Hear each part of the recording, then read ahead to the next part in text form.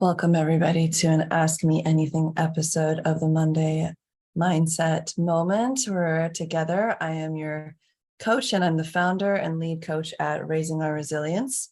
I run a year-long program called the Family Foundations Immersion. Welcome to Kirsten and Joan, who are here. Kirsten, who's one of the members of our immersion, is here on Zoom. Glad to have you here. And if you're on Facebook, go ahead and say hi, so we know that you're attending and we can properly welcome you in. If you're watching replay, just put replay in the chat and tag me. And if you have any questions, I'll be sure to see them. If you're listening to on YouTube, same comments I reply to, so feel free to do that. And if you haven't yet, liked and subscribed to this playlist, please do. It's always a great thing because then you don't even think about attending and it should pop up in your feed on YouTube. So why are we here together? We're here because we are, big-hearted caregivers. We're, parents, we're providers, we're in the mix with children, and we're doing our best to do things like regulate our own nervous systems so that our children have a chance to have to be around a calm and centered, grounded person to sort things through with, have their own big emotions honored and seen and supported and made sense of. We're here perhaps because we have siblings who are, in conflicts constantly, and we're trying to figure that out and pull them apart and help them get along and reconstruct their relationship. So many reasons that bring us in. And every month or so, I like to do these segments where I take in the new members and I take a look at what they said was the hardest thing they've been working on or the hardest thing they'd like help with. And I go ahead and do some on-spot coaching. So I've got Margan, Kirsten, and Joan, and Kaya all here. And if you're another person on Facebook, say hi. We're going to just start rolling through the questions now. And I'm excited to, support each and every one of you. And Margan, your question is first. So we get to just roll right in with you. And if, listen, and then also know that you can listen again on the Facebook group and YouTube. It's one of the things that my clients do all the time is they will, be there for the live session, but then they'll come back and have another listen. So I just want you to know, you'll be able to hear this again if you're here live. And while you're here live, feel free to follow up with refining questions, or if I ask you a question, maybe give me some more information so I can support you. Okay. All right. And that's for Joan too, who has a question for today. So Margan is asking, how can I limit, how do I lessen the severity of tantrums for your 2-year-old son and become better with setting boundaries? This is literally the work of a toddler to find out where are the edges of what's possible, what are those walls that we bump into to figure out the shape of the house, the shape of the room. And so, yes, this is great that you are focusing in on setting boundaries. Now, how you can become better at setting boundaries, there's like a 6-step process that I like to lead people through, but I'll give you a couple of insights today that are connected to the tantrums. How's that sound? And say, yeah, like that, Morgan? Let me know in the chat. So when you're in the middle of a child's tantrum, that is a perfect moment for us to become better limit setters, because typically kids are, dysregulated, and then they end up crossing limits. They might do things like try to get really physical by kicking, hitting, biting, etc., pulling hair, breaking things, or they might just get really vocal and maybe shriek, or sometimes they'll scream. If they know a bad word, they'll scream a bad word, things like that. And what we first need to do is understand what is happening to their little nervous system so that we can match them where they are. And so Kirsten's heard this before, so folks who've been in my world, that when kids are in the stage of a full-blown tantrum, which we like to say is when their lid is flipped and it's fully off, their prefrontal cortex, this is brain in the palm of the hand model from Dr. Daniel Siegel that I'm borrowing from here. When your prefrontal cortex, the wise leader of your brain that's responsible for decision-making, understanding concepts of time, understanding consequences, and being able to even hold more than one thing in their mind at a time, is basically flipped off and out to lunch, no longer accessible, misfiring. And that's where you might hear a kid say something like, one of my clients' kids says this in the morning, no, blind down. And he's a very articulate little 4 or 5-year-old. But in the morning, when his little prefrontal cortex is flipped off and he's in his deep sleep, state trying to wake up, he'll repeat the same phrase over and over again. And there's nothing you can do. So a few signs that kids' lids are flipped, and I always say, please become a better lid detector, adults. It's a really important skill. How far is my kid's lid off? In these what we would usually qualify as a tantrum, typically the lid's almost all the way off, if not all the way off, for it to cross over into a tantrum instead of just maybe like, complaining or whining or something like that.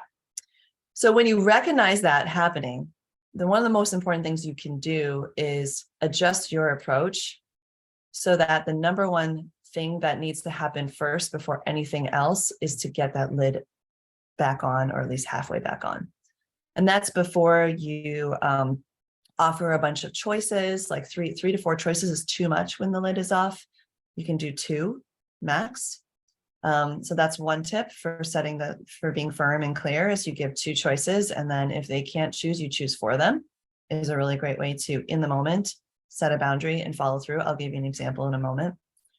The other thing that we can do when the lid is all the way off is we try to do something to help them see that we are a viable partner in figuring this out. So we do something called emotion coaching that builds in something like naming it to tame it, the name to tame the emotion, and really let them know that we get something that they're going through, one thing that makes sense. Again, I'll build that into the role play in a moment. And what it can do is it can help that lid start to come back on, to know, oh, this adult who's with me right now, even though I'm mad at them, they do understand what I'm going through. Okay. And I feel the tone of their understanding and their sympathy. That's really helpful. Lid starts to come back on. Oh, if the lid isn't coming back on, they're going to follow through and take control. So even though I feel out of control, I still am safe, even if I don't like what's happening. It actually helps them feel more secure. So that's something that over time helps to put the lid back on. And then the last thing you want to do in the emotion coaching piece is help them find a coping tool or strategy. And I love teaching this. I have a whole mini course on this that I run every couple of years on 6 strategies that help you cool down and help you put your lid back on, that kids love. And so you will pick something like that, or maybe something from the Emotional Mastery Weekend tools that I share with my clients and guests, where we go through a deep toolbox of coping tools and we see what fits for each family member. So without going through those courses though, Margan and others who are listening, I would say pay attention to how kids soothe themselves. And also, like, you're in the lab of life trying things out. So try things and see what sticks with them that does soothe them. Some kids love to be touched and really held. Other kids want space. They don't want to be touched. Some kids like to hear voice and like to hear language because it soothes them and kind of engages their upstairs brain to put it back on. Others, it's too much, it's overwhelming, and it makes it worse. So and some like breathing, some like tensing and releasing, some like humor, some like, there's movements, there's all these different options. But the point is that you're tirelessly in the game, in the query of what's going to help my child put their lid back on. So there's nothing else you get out of this, Margan. What's going to help my child put their lid back on, and what boundaries do I need to hold? Right? Okay. So how this could look with a 2-year-old is, for example, it's time to brush teeth. They really don't want to brush teeth. So then you've maybe gotten to a point where you've given them some mornings, like give them some time, give them some mornings, and they're still not wanting to do it. So then now you're like bringing them into the bathroom and they're throwing a tantrum. I'm just pulling a scenario together. So a couple things.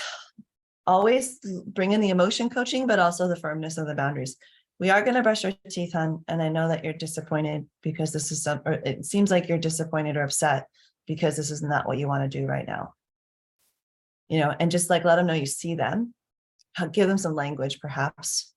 And you could say, oh, sometimes toothbrushing is no fun. It's no fun. And you really want to do something else, huh? Yeah. And you can name what it is. You really want to do more Legos, huh? Or you really wanted to have more time with a kitty cat or whatever it is. So notice what I'm doing is I'm giving some language to help empower them to express their message. So they have a way of getting the message across without having to have a full-blown tantrum. Because really all behavior is communication. I'll say it again. I'll say it 1,000 times to parents, all behavior is communication. So a tantrum is actually a message. There's a message in it. I'm pissed, I'm upset, I don't know how to fix this, and now I've lost control. Help me get control back. Help me find a solution. And I'm going to make you pay. Sometimes a tantrum. You upset me, now it's your turn to be upset, right? A little revenge in there. So what we're finding is we're trying to get down to the core. What is nut it down? Like, what is the core message that you could possibly get down with and say, makes sense. It can be upsetting when you don't get to do what you want. Yeah. And it is time to brush our teeth. Sometimes that's enough to put the lid back on. The kid hears that you get it, that, you're with them. You've sympathized with them. Maybe you've even made like an "aw" sound so they know that you're feeling for them. Like you vocalize it in your tone and in your temper. You maybe come down to their level even. You're like, I know this can be hard, sweetheart. Yeah. So you give them that, but then it doesn't mean you say, we don't need to brush our teeth, or we can skip it tonight. Like, that's your backup plan, right? What you might say is start offering some choices and saying, would you like to have a minute? And then I'll come back and check and see if you're ready. So that's the give space option. You can have let's do it together. How about if I get my toothbrush too and we try brushing our teeth at the same time? Would you like to do it by yourself, or do you want to do it together? That's the company kind of choice. Another one could be, how about, like if they're really independent, and be like, how about you just show me how you start and I can help you finish? That could be two choices, right? You're starting to build in choices, but guess what you're not giving a choice about? And this is how you can set better boundaries, is you're not giving a choice of whether or not teeth are being brushed, at least not at first. Now, if your child is inconsolable, most likely there's more going on. They're hungry, they're tired, they're already angry about 5 other things that are unresolved. They're sick, they have an ear infection, something, right? They have maybe had a little too much screen time and they're having a hard time separating with it, and they need more transition time. So if you're trying these things and it's not working 3 times in a row, it's a really good time to start looking at those other pieces and or get some support from someone like me or from community who can tease it out. Margan, how are we doing? Did you hear some things in there you liked? Let me know if you would like to come on. I can actually bring you on since you're on Zoom, and I can support you, like live coaching, or just let me know in the chat if there's anything that like stood out that you want to try. It's up to you. So I'll be looking for your message. Yes, definitely helpful. Okay, Margan, any further coaching or questions, let me know. And since you're here live, I can pull you on. So just tell me. Okay. All right. So we're going to go on to the next question, and then I'll circle back and see what Margan says about getting a little more support. So here's the next one. It says, this is from Jessica. Now, Jessica, I'm going in age order, just in case you're wondering how this is happening. Jessica says, can you provide some effective strategies to avoid arguing in power struggles? She has a 4-year-old and a 12-year-old, so we'll be going ahead in ages a little bit, and then maybe circle back to her later when I am higher up in ages. So avoid arguing in power struggles. When you have conflicts and they're ongoing conflicts, there's usually something that you could be doing to smooth them out preventatively. And the reason I say that is because I've seen it work like 1,000 times in the classroom and hundreds of times at home with families I've worked with. So our nature is really actually to move towards harmony and alignment, because we're social species. Social groups are part of how we thrive. And they actually have identified that one of the most adaptive characteristics of human beings is our ability to cooperate. It's not our ability to compete. That was actually even Darwin in his later years, his later works, the father of, competition is how we evolve, right? Is what shapes us. It's like, the fittest, survival of the fittest was his whole thing. It actually wasn't his whole thing. It turns out his philosophy shifted over time as he studied species and he studied humans, and he just started to really look at what works. He said, actually, the ability to cooperate is of a higher order on the list of survival skills. Because what happens when you're able to pool your resources together, your time, your energy, your efforts, your vision, your knowledge, as a group, you go forward much, much better and much more sustainably. So your survival is better. It improves. I think at the gut, on a gut level, we know that if we can keep building towards a rock solid relationship with our kids and really give them that foundation, that's actually one of the more important things we can give them to set them up for life, versus like just hard skills, like technical skills, right? It's like what would be considered soft skills. But I think it's more than that. It's like knowing that you have people in your life that you can move forward with is actually one of the predictors of most markers of success. So why are we getting ahead of power struggles and arguing? Well, first of all, I want to acknowledge that if there are power struggles and arguing, there's a relationship there. Because if y'all didn't care and you weren't like in it together, you wouldn't be getting into power struggles and you wouldn't be getting into arguments. So there's something there to work with, which is the good news, Jessica, and anyone else who's having power struggles and arguments in their family system. And the other good news, oh, and hey, another client is here. It's either Navarre or Maggie. Good to have you here. Yeah, they've been studying with me for over a year, and it's always lovely to see when folks pop in. Good to have you. And Alex too. Hi, Alex. If you have a question, oh, you're both here. Great. If you have a question, pop it in the chat, and we'll see if we can work it in this morning as well as this afternoon. Okay. So back to our struggles and arguing. So 3 things that I found can really set things up for better success around power struggles and arguing. And I might even arguably say there's 4, but the 3 main ones are: number 1, you have smoothed out, you've gotten on the same page as much as possible with your kids. Yes, even a 4-year-old, about your routines, because where the rubber hits the road in daily life is moving through the morning, the afternoon, and the evening routines and the bedtime routines. That's where you spend most of the hours of the day together. If you add them up across a week, it adds up to sometimes 20, 30 hours you spend together just in routines.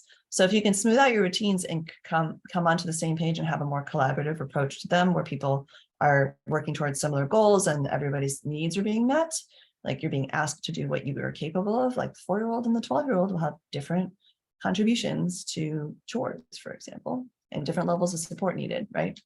Once you've gotten to a place where the routines are running smoothly, that's one of the most important preventative things you can do. The other thing is you've got to get down with those emotions. Big emotions, unaddressed, unresolved, will stack up. And then it's almost like you enter the room and you're immediately in a power struggle. They're saying, no, you didn't even ask a question. No, go away. I've heard from little ones, parents and kids. I've even had my own times where I, didn't connect before I corrected. I didn't form that relationship and I didn't handle their emotions well. So they had no reason to trust me with them. So really being savvy about what to do when the big emotions come up can take you a really long way. And the last but not least, one of the biggest pieces you can do is really get down with really understand how motivation works for each of your family members and the do's and don'ts. Because if kids are doing things because you told them to, but for no other reason, eventually they will push back. If they're not getting, and you need to do more than just explain why for some things, not everything, but some things. And so considering their needs around motivation is actually pretty crucial. And we just did a 3-day weekend just on this for our clients and guests, called the Motivation Mastery Weekend, just figuring out what is that motivating from within science, the intrinsic motivation. Because parents and caregivers, we have the opportunity to help ourselves and our kids discover what motivates me besides being told what to do or being threatened with a punishment or bribed with a reward. What else exists outside of that? And it turns out a lot. I used to have 24 kids, mostly self-directed, moving around the classroom, self-motivated to learn and to solve problems with their friends and solve conflicts. Okay. Now, the other 4th one that I think is really, really important, that it didn't make it to the top 3, but it's right under it because it's probably I didn't mention it because it's the most obvious as a top 3, is conflict resolution skills. How do we actually work through a problem as a family? And bringing in things like effective apologies and I statements and processes around ongoing problems such as family meetings or check-ins. They work. They really help. I've seen families where the siblings are at each other's throats.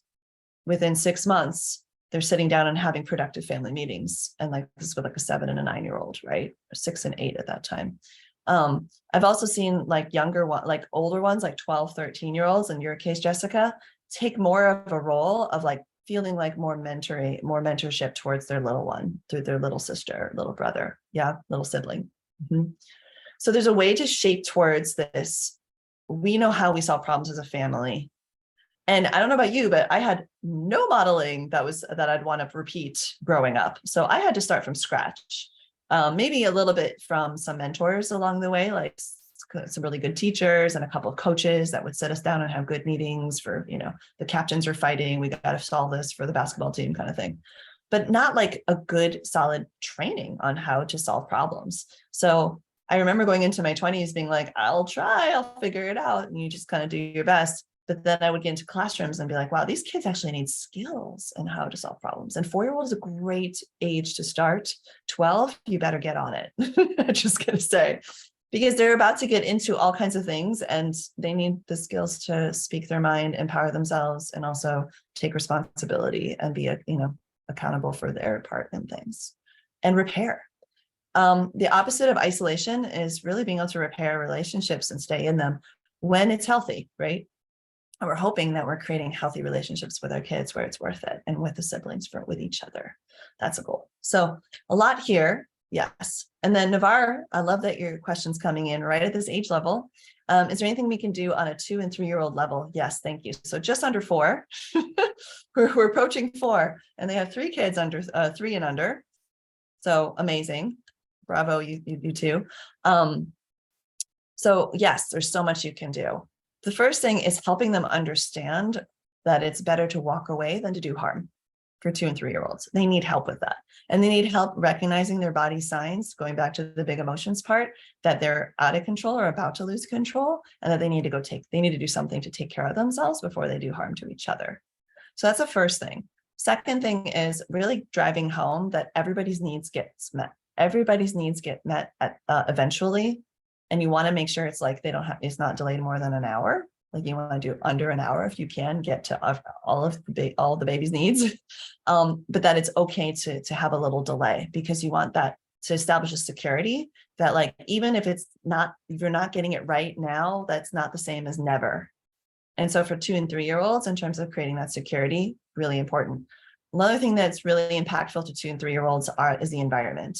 So making sure you're creating an environment where there's a lot of clarity about where things go, where you can find them, like if somebody, and even creating little workspaces for each of your kids where, like, if they put something on there, then it's their turn with it, and other people need to ask. Toddlers can be taught that. I've seen it in every good Montessori toddler room where they're able to delineate their own space. That's really helpful. And then they're also able to take responsibility for cleaning up that little space and can say, did you check your mat? Did you put everything away? Oh, we still need, oh, look, this child's mat. You could say to them, your mat still has things on it. Let's put them away so brother can have a turn, right? So those kinds of pieces are really helpful. Yeah, you're welcome. I'm glad. She says, they say, I love that. We haven't tried that yet. Yeah, great. Another example. I'm glad I was able to support you and you came on live. Good job. Yeah, anything else? Any follow-up questions? Navarre, Maggie, let us know, because let me know, and I can support you and put it in the chat so other folks can see the questions too. Yeah, good. So those are just some things that popped to mind first, of things that I would be pointing you to first. Does that make sense? They're kind of like very on the basic level, like the environment, the security of getting their needs met, and then, having strategies for dealing with big emotions when they come up. Also, toddler time is autonomy time. Like, they're trying to say, I'm a person separate from you, so I do, right? So a lot of like taking time for training, like show them more than you tell if you can, giving those choices so they feel like they can influence how things go. But then in return, you're asking for them to do things like wait a little bit before they get the thing they really want right now. So there's this like way that you're giving them a lot, but you're also giving them the opportunity to also mature. So it's this dance. So I would, in the same 5 minutes, I might show a little one how to put their pants on and off 5 times, or 3 times we practice. But then I also tell them, I'm going to go in the kitchen right now. So why don't you practice 1 time without me? I'm going to help little brother, or, this other child with this. When you have your pants when you have your pants on as far as you can, either come get me or say my name and I'll come. And like you really make them like do it on their own for a couple minutes so they can practice being independent, and then you go do something else and come back. So there's like this dance, right, of like I do and you do for me, that you're kind of constantly working through with the little ones. And when you do that well, then having multiple little ones is not so bad. They're not necessarily going to fight as much because they kind of have their own little things going on, and you're like helping them do that. The environment helps them do that. You know, the sort of the family culture you create does that. And then these little like mini trainings and mini times of trying it themselves will do that. Yeah. Yeah. Getting them to own anything. Ooh, more anchoring activities. Yes. Yes. So anchoring activities is what I've termed anything that anchors a kid into an activity where they will work at it on their own. In Montessori, we'd call it like favorite works, you know, it's like the thing they'll sit there and they will pour water from one pitcher to the other endlessly for an hour. Some kids, because they're in the how does gravity and liquid and how does liquid and matter, how does matter and gravity work together? Like they're really into like little scientists. And it's really soothing too. And it's like a challenge to not spill the water, and it's fine motor and mid motor, and it's all these things. So that's why these works that you see in like a Montessori classroom can be so popular. Like the water ones are usually like the most popular in the toddler room, for example. But anyways, and early preschool. So I call those anchoring activities because they can kind of self-entertain in a way, but like in a meaningful way. And it's an alternative to screens, which we all know can anchor kids, but it has some consequences associated with too much of it, right? So yeah, so considering just different, and you can even have the same thing but different material. Like I've had kids pour small pom-poms or small beans, and then lentils, and then water, and then pink water, you know, cloudy water, and like glitter water, you know, just like, but it's the same two little pitchers or something, the two little things that they're trying, or little like, you know, eyedropper to move all the water from one to the other. And you take 2 minutes to train them and they're off and running. So consider these opportunities in a small space that you can like have their own little mat and have their own little thing they can bring there and do. It's also so really helpful to do practical life things. And that's another Montessori thing, but just like I said, putting pants on and off, you know, anything that is a life skill that they're leading them towards more independence that will help your routines run more smoothly. Take some time on that as well. And that can also be an anchoring activity in their practice session. I've had a kid sit with a tying frame or Velcro frame for over an hour at that age, just opening and closing the little Velcro things, excuse me. And then as they get older, 4, 5, 6, tying bows, you know, practicing for shoelaces, really fun, and drawstrings, right? Okay, love that topic. I'm going to move on to the next one, but let us know if there's anything else. Yeah, and really working with it, it's not space dependent, right? Like you get to have what you have. Joan, I see your question, and I think this might be part 2 for a question that is already in here. So you're up in 2. I have 2 more questions before you, but maybe we can skip ahead since you're here. Joan. Yeah, let's do that for you. Okay, because I think they go together. So we're going to go to 11 years old, which I love. Yes, exactly. He's 11. And it says, I think the question, how we kind of put it out to the community, and then I'll read what you just said, that your 11-year-old has ADHD and struggles with social anxiety, and how to help him while at the same time setting limits effectively. So this is like, we just gave you the young version. That's like the precursor to what I'm about to share. And I'll help draw the connection, but there is like this balance between taking time to train and then asking them to run it on their own. That blending, that's going to be helpful for moving your child towards more and more skill and independence as well. You also have a second question here, or second part, that if I may say, that's my son gets emotional about doing schoolwork. He has an IEP and has ADHD. My only recourse is taking away the iPad and TV, but I lose my cool a lot and he's not doing well in school. Yeah, I'm worried about the school year. Got it. Okay. You are absolutely not alone on the planet as a parent who feels like their last resort is to take away screen or iPad time. I'll tell you right now, like pretty much everybody in this room and everybody who's listening ever is in that same position. But I think there's a layer here that I want to address, which is that your child has an organically driven extra layer of challenge when it comes to focusing. And so I'm going to tell you what I've told every client I've ever worked with, including all the way back to when I was a teacher working in the classroom for 15 years with families and kids with the same diagnosis, which is that we have to understand ADHD as a highly variable condition. Think of like allergy flare-ups, where it's like you kind of take it day by day or even hour by hour. Like suddenly you're like, if you're familiar with allergies, and this is for everybody. So I want everyone to understand this, whether your child is impacted by ADHD or not. It's in your environment. Like folks will, like you'll encounter friends and, peers and others. So this is just good awareness for us all.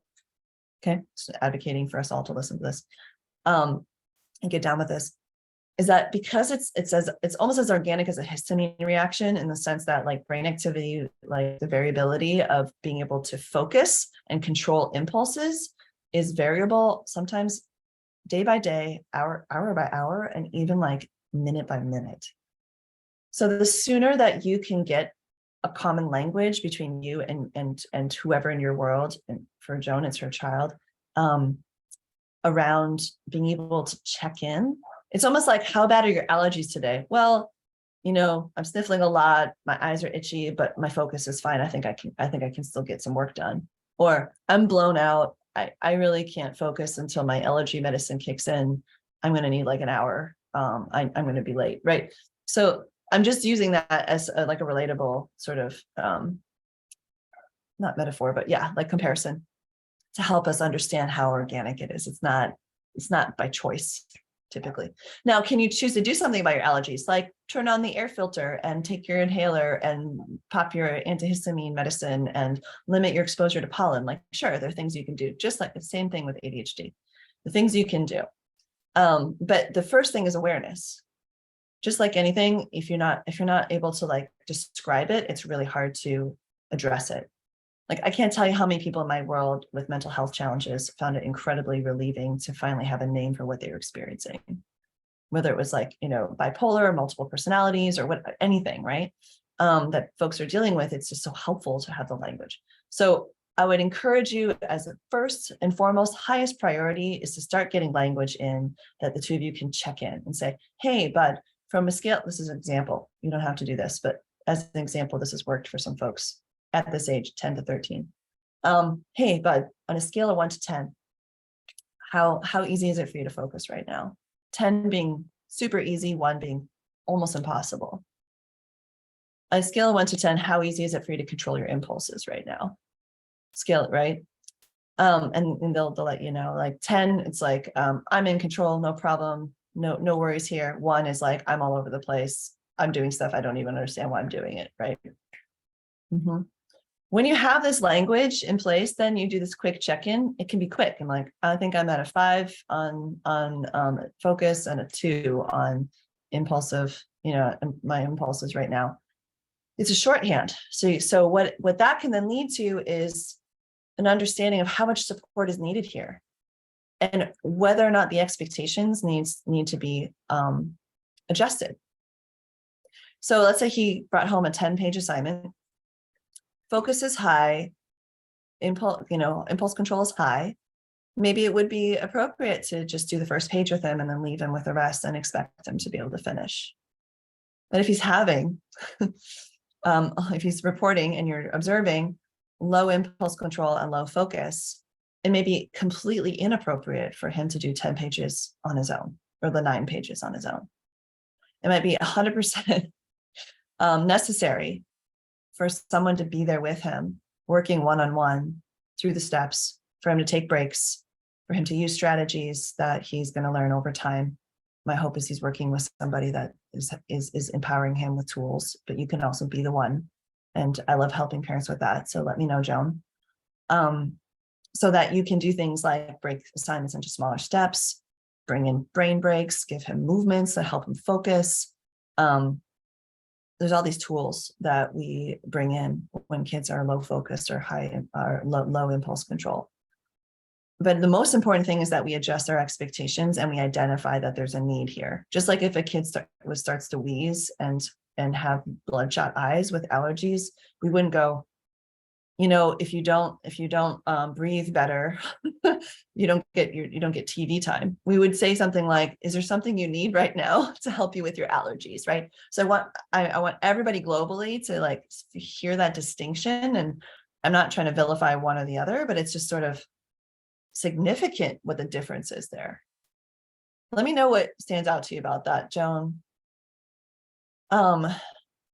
What I can tell you too is that kids with ADHD are extremely sensitive to high interest or low interest. Like it literally alters their brain chemistry if they're engaged in something that they have a high interest. Like you might watch a kid with ADHD practice on the drums for 3 straight hours nonstop with incredible focus, like beyond average, right? Way above average. But then sit down to a math sheet and not be able to get past the third problem and have almost zero focus. This is really typical. So there are specific ways to get the brain going how it needs to, even in low interest things, by making them high interest. And that's a whole nother conversation we would want to have, Joan. Okay. Was this helpful? I'd love to hear back from you, Joan, and let me know what else you have in terms of a follow-up question. It says he can't explain his ADHD feelings, can't tell me if the meds are working or not, but the teacher notices when he's not on his meds. It's just plain refusal. He won't do it. He won't do the work, or he won't do the conversation. I'm curious. Yeah, great, Alex. Yeah, please do check out the video. You're welcome. Yes, run. I just saw those Q&As. He won't do the work. Okay. Yeah. We would need to get to the place where he is able to talk about what he's experiencing and sense it and have some way of measuring it. Like it could be as simple as, let's see what happens in let me give you a tool to try, Joan, okay? So that you're not having to hit it on the nose. Because I think if you're very direct with him, he's already shutting down to that. So you're going to need to try something a little more of a sideways approach that's maybe more evidence-based rather than just how do you feel, right? How do you feel your focus is? How do you feel your impulse control is? You might need to work with something more concrete. I'm just telling you what I would do with if I had this child like I was working one-on-one with them as a tutor or a teacher, or if they were my child. So I'd say, it's okay. You're not sure how much you can focus. You're not sure where your impulse control is. No problem. We're going to set a 5-minute timer and we're going to see how much you can do. And I might build in an extrinsic reward, which means from the outside. And I was like, and I'll trade you this 5 minutes for 5 minutes of iPad time to start, because he'll get the dopamine hit of, ooh, I really want that, right? Especially if whatever the work is, you can't think of a way to make it more high interest at the time. Although I have like 70 ideas for you, Joan, of like how to start to build an interest into these activities that he's refusing to do so that they become more interesting. And it's more of like let's go back and forth, 5 minutes of trying, 5 minutes of this, 5 minutes trying. And maybe the whole point is not to get him to do all of it. It's to get him to do everything he can with, like, to do his best for 5 minutes. And I'm picking 5 minutes because it's a small enough interval that he might actually rise to the occasion and find it palatable. And also because you might be able to get enough information out of 5 minutes about where he's really at. Now, you can also run an experiment where you could say, what can you do? Like, show me what you can do in 5 minutes, and then you can have 5 minutes of iPad time. The other way you can do is you could say, we're going to take 5 minutes to walk through the instructions and then have you do 5 minutes.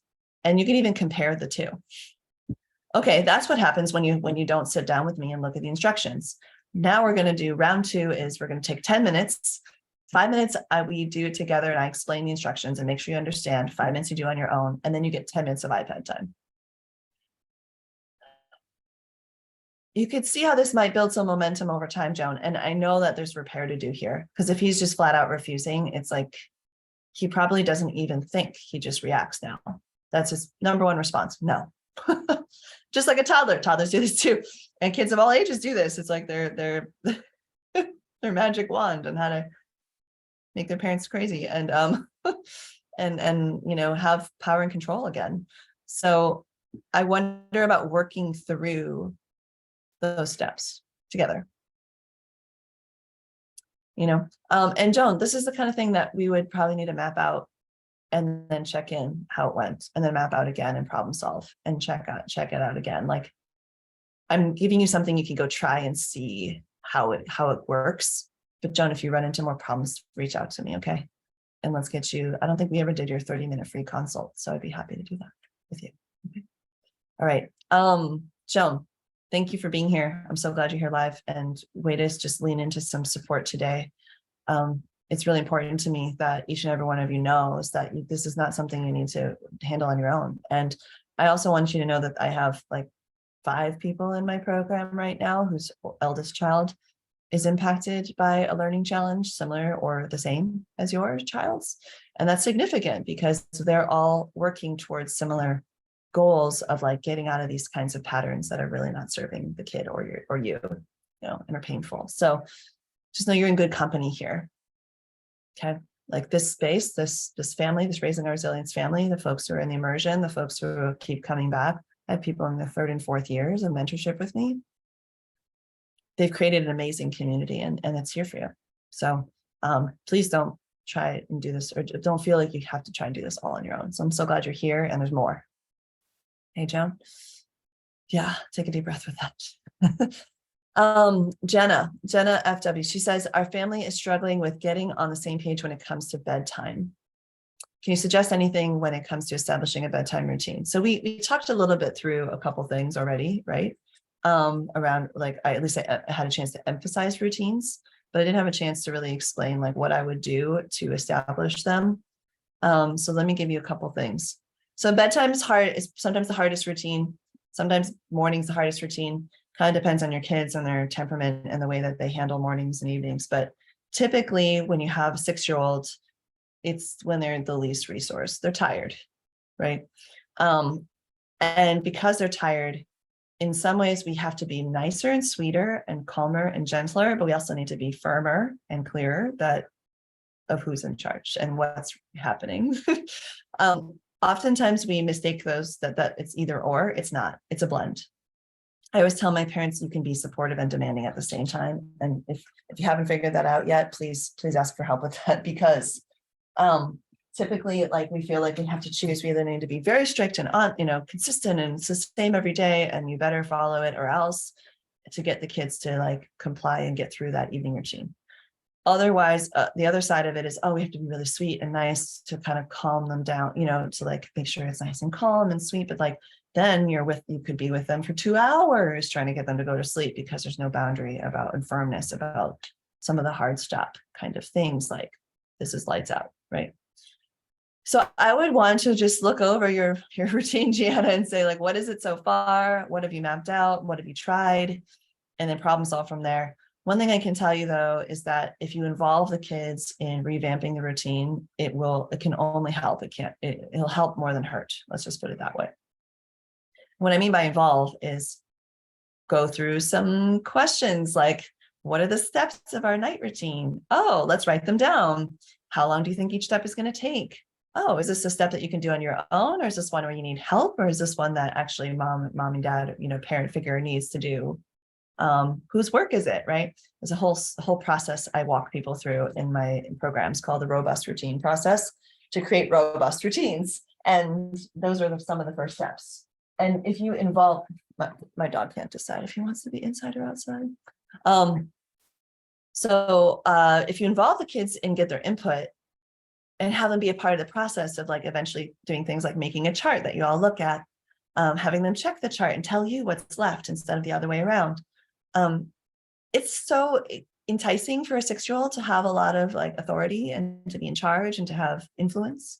I've had a 6-year-old be incredibly excited about a sticky note routine where it's in a certain order, and then they try it and then they say, you know what, I actually think this is the better order, and they switch the sticky notes and then try again, because it becomes interesting and it becomes theirs. So helping them to own it, but then with your support and help, is incredibly powerful. So that's the tip I'd want Jenna to kind of roll with. And I have a whole, like I said, a robust routines process that I follow, like that I help my clients follow through on. And they're right. This cohort is right in the middle of working on a routine. So good timing of this question. And for my clients who are listening, to get a little refresher there. Okay, I've got Christopher's question. And I see your question, Navar and Maggie. Thank you. Let's see. But first, let me just make sure I've got this going in the right spot. So Christopher wants to know more about how to teach his child without constantly disciplining. That's a great question. In other words, how do I get to be in that role where I get to impart wisdom and explain things, and they're calm and they receive it and they learn and then they grow and then we get on the same page, and then I feel like I'm actually, this wise elder instead of a disciplinarian. And first thing I have to say is discipline is teaching too. If you're doing it from a growth perspective. So first thing I would say, Christopher, if any way possible, stop separating these two. If you're not, and we misread your response, please forgive us. But just for anyone who feels like it's either or, just like I really want to be sweet or strict. It's like, you can be kindly strict, kindly firm, right? Kind and firm. You can teach and discipline at the same time, because oftentimes discipline is related to something you want your kid to learn. And I think when we call it discipline is when we start changing our voice and go, if you do that, then you're not going to get ice cream, or, if you do that, then you're not going to get your iPad time, or if you do this, then you get this allowance. And if you don't, you get no money, right? Like that's where we feel like we're disciplining, or like, you better do it or else you're going to get in trouble, right? That sort of disciplining. But really, any of those things can be turned into lessons. And they can be like you can lay out choices and they can learn from those choices. And even one of those choices could be a consequence. Like, if you continue to yell at me every time I ask you to turn on the iPad, we're going to try to work on this week. But if by the end of the week, you're still yelling at me, then we're going to take a break from the iPad for a week.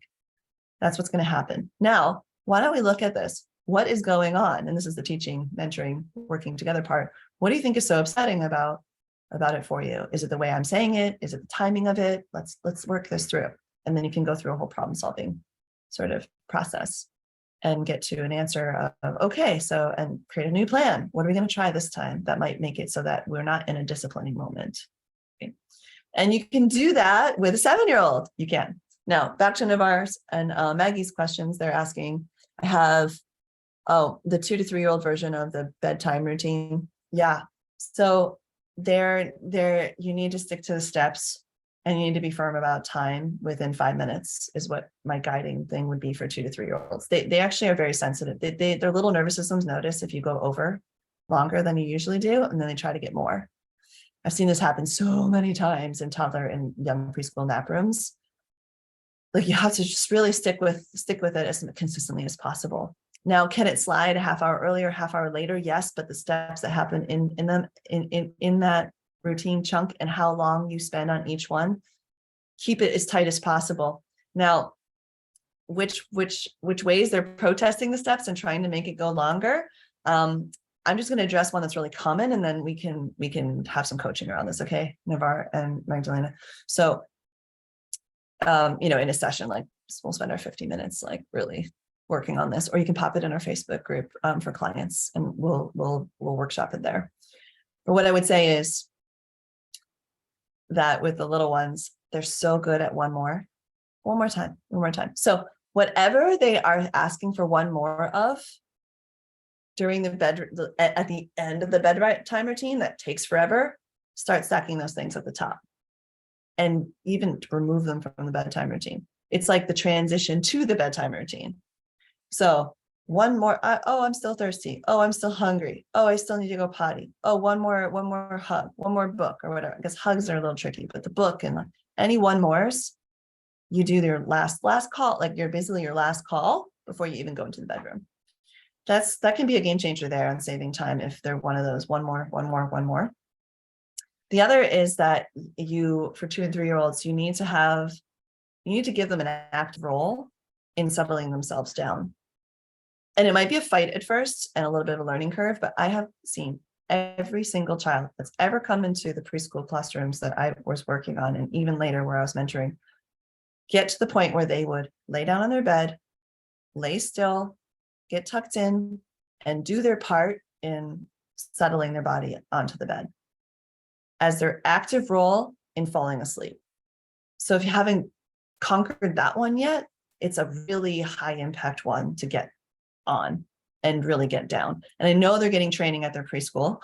I happen to have worked at the preschool that their child or children are going to. So, and I know they're working on things called like the resting body, like show me your resting body. And it's because of how powerful it is. Because guess what? If they think that we are trying to get them to fall asleep and they can either cooperate or resist, it's already setting up an extending dynamic. But if we're like, you do your part, I do my part, we do this together, and then you fall asleep, it's just a different dynamic, just like all the other routines where it's more collaborative. And we sometimes forget that kids can actively make themselves rest on their beds, and show you their resting body and maintain that resting body to get you to, before you'll read the next page in the book, or before you'll rub their back, or before you'll cover them up and or tuck them in real tight, right? So use that piece as like their role, and then you can do the other parts that they really like and see how far that takes you to. We'll talk more, but those are my nuggets. Aren't you glad you came? You get some of these tips. Now back to disciplining. So I would just say anytime you find yourself doing what feels like or was considered disciplining for all of us, step back and say, how can I make this more empowering? So in other words, how can this kid have a choice in what happens next? And also, I also like to ask, is this a lesson for an hour later? Sometimes disciplining comes from I'm going to make you see it. I'm going to make you see what you're doing wrong, or I'm going to make you do it the way that I asked you to. And oh no, you're not about to do something that could lead to, XYZ, making a mess, or, bothering your brother or whatever, right? I like to ask, is this now an hour later lesson? Because if you get into the habit or the feeling that your role is to address everything your kids are doing every time it happens, you will wear yourself out and you will become a disciplinarian. Like that's all you'll be doing all day long, for some kids, especially, who really will like take on that challenge and give you lots of reasons to discipline them, because it's kind of like, this is what we do, right? So I would sometimes say, you know what, we're going to talk about this later, but right now, what I'd really like to do is enjoy these pancakes with you, or whatever. And I even used to write a note to myself. I should text myself, talk to so-and-so about this later, and just have it there later so I don't forget. Or you can step back and observe and see how it plays out and see if there's some sort of natural consequence that they're going to learn from. I told you, you always have to carry it by the bottom. You never carry it by the lid, because it spills. Like, maybe that's your discipline version. And then the observing version is, well, that's an interesting choice. Let's see if he remembers after it spills that he needs to carry it from the bottom. And you're just accepting that spilling is a part of the next 10 minutes of your reality. And maybe it's what's needed for this lesson to stick in, to really sink in. So I would be looking for opportunities in any disciplining moments of being able to observe, kick back and observe, and see if there's something that they can figure out on their own, or resolves itself, or is a natural consequence. And also, is this an hour later thing? Okay, so those are some more tips I wanted to give to y'all who are thinking about that. Okay, so we've rounded out our Ask Me Anything, and we had 5 questions that we answered specifically for Margan, Jessica, Jenna, and Christopher and Joan. Oh, yeah. And we know that parenting can be tricky, but with empowering strategies for yourselves and your kids, things can get easier or better. And I would just say, keep at it. Like, don't opt out of the experiment, of the lab of life, of trying things, just because something didn't work once doesn't mean it won't work ever. It just might not be the right tool for that moment. And there are many more tools to grab. Like I had one of my clients say, I don't yell at my kids anymore. And I said, oh my gosh, this is a huge win. It was in a group call. Can you please share with us why? And he goes, well, because of the program. I'm like, okay, yeah, I get it. The program helps you to stop yelling and got you out of these power struggles from happening as frequently. But what is it about it? And he said, it's because I know where yelling is going to lead, but now I have like 3 other things to try that could lead somewhere better than yelling takes me. So I swapped them out. I'm like, why would I go down the path that I know is not going to go well when I have these 3? He said, before I didn't have those 3 options at my fingertips, and now I do. And so he's finding that for himself. He's getting into more of that curious space of, I wonder which of these is going to work for this child. And at the very least, if it doesn't work, he didn't do any harm to the relationship or to himself or the kid, right? Which oftentimes when you get to a place where you're yelling, you end up doing or saying things you regret. And you might only be teaching your kid, I'm bigger and louder and stronger than you, and I can overpower you, etc. And that's not what we really want them to learn at the end of the day. And then you might have to do a bunch of repair, and then it takes longer to get their trust back, and you're just in a cycle, right? So he wanted to break that cycle. And by 6 months into working with the tools and being in the community and having a mentor, a team of people that he can ask questions to and frameworks he could refer to, really helped him. So if that's you, if you feel like there's something about having those alternative tools is incredibly appealing to you, that is what I designed the Family Foundations Immersion Program to do. It's designed to fill your toolboxes, give you that sense of mentorship and empowerment and community in order to make significant changes in your day-to-day life with kids, but also for all the years to come. Doors close on that program in the next 2 weeks. So if you or someone you know might be a good fit for it, you're going to want to let me know and even hop on my calendar. So I'm going to put up a link for folks to book directly into my calendar for a parent strategy session. If you have not had one of these in the last 6 months, you can have another one. And it's a 30-minute call with me where we walk through what's going on, get you some strategies you can try, like you had a chance to have a few today, but it's going to be in a private 30-minute call. And I'll tell you, my clients would love to have more of these. These are really powerful sessions. And then if we feel like it's a fit, and only if we both agree that we'd like to explore you hopping into the program, then we would have a follow-up call where I'll go over all the details of the program. We'll have a chance to, see if that's your next step. But there's no pressure. So this is a risk-free 30 minutes that I've now had over 400 people take my quiz. I've met with over 300 people over the last 5 years for these consults. And they always are at least illuminating, if not the beginning of a really big, important journey. So please take me up on it if you haven't yet. This is the right time. First of all, because you're here and you're listening and you're curious, I'm guessing that there are things you'd like to do something about soon. So this is probably a good timing for you, but it's also a good timing over here in Raising Our Resilience because there's still room and there's still time to join our cohort for our year-long program that is undergoing right now. All right, so August 15th is the cutoff. So if you're listening to this message after August 15th, you can still have a consult, but we would be looking at our next cohort that starts in January, just so everybody's aware. All right, good work, everybody, today. Lots of love. May you continue to step into becoming a calm, empowered parent, raising happy, resilient, and confident kids. We have so much love for you and feel your big heart in your parenting, your caregiving, and we're so glad to be in community with you. And please don't hesitate to reach out if you would like any further support or would like have any other questions. We'd be happy to hear from you. And hats off to Kirsten and Navarre and Maggie for being here, clients who are pulling in some extra study by coming to this in addition to their program. Always snaps up to you for coming and participating. We're so glad you're here. We've been here with us, sharing this hour with us.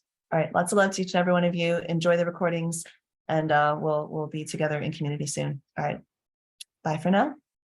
You're welcome. Take care.